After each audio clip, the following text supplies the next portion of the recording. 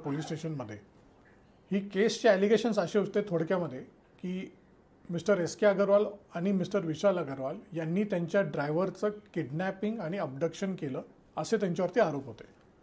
थोडक्यात हे आरोप 25 मे 2024ला गुन्हा दाखल करण्यात आला।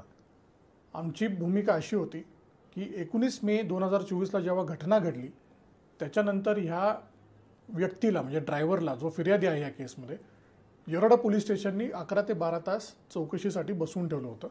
चौकशी झाल्यानंतर रात्री 11 वाजता 19 मे 2024च्या रात्री 11 वाजच्या सुमारास हा जो फिर्यादी आहे हा आपल्या घरी निघायला बाहेर पडला। बाहेर खूप मॉब उभा होता म्हणून फिर्यादीचं असं म्हणणं होतं की त्याच्या सेफ्टीसाठी त्याच्या सुरक्षिततेसाठी तो मिस्टर अग्रवालांच्या घरी राहिला। पूर्ण रात्र घरी राहिला। याच्यात सीसीटीव्ही कॅमेराज आहेत, त्याचे कॉल डिटेल रेकॉर्ड्स आहेत, त्याचे टॉवर लोकेशन्स आहेत, हे सर्व गोष्टी आहेत। दुसऱ्या दिवशी सकाळी ॲडमिटेडली त्याची बायको फिर्यादीची बायको आणि त्यांचा मुलगा हे त्याला घ्यायला आले आणि तो आपल्या घरी निघून गेला। म्हणजे 20 मे 2024 पासून फिर्यादी आपल्या घरीच राहिला आला होता। 25 मेला हा गुन्हा दाखल झालेला आहे। याच्यात दोन गोष्टी महत्त्वाच्या आहेत की मिस्टर विशाल अग्रवालला ॲडमिटेडली छत्रपती संभाजीनगर इथून अटक झाली होती 21 मे 2024ला।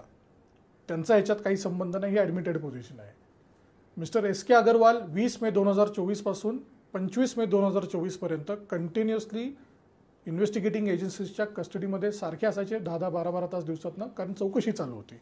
म्हणजे ॲडमिटेडली या दोघांचीही तसं डायरेक्टली ह्या गुन्ह्याशी संबंध होऊ शकत नाही। तरी आता ही काय केस संपलेली नाही, ट्रायलच्या स्टेजला पण पाहता येईल। आज जामिनासाठी आम्ही आर्ग्यू केला आणि आम्हाला जामीन मिळाला। आता येता येणार नाही त्याची काय कारण आणि सुरेंद्र कुमार हे पूर्ण बाहेर येऊ शकतात का किंवा दुसऱ्या केसमध्ये अर्थात त्यांच्यावर दुसरी केस नाहीच आहे, त्याबद्दल सविस्तर सांगा जरा। तर मिस्टर सुरेंद्र कुमार अग्रवाल आज जामिनावरती त्यांचे बेल बॉन्ड्स एक्झिक्यूट झाले तर आज किंवा उद्या सकाळपर्यंत ते बाहेर येऊ शकतात। मिस्टर विशाल अग्रवालांचे अजून 1 किंवा 2 मॅटरमध्ये जामिनाचा अर्ज पेंडिंग असल्यामुळे त्यांना थोडी वाट पाहावी लागेल।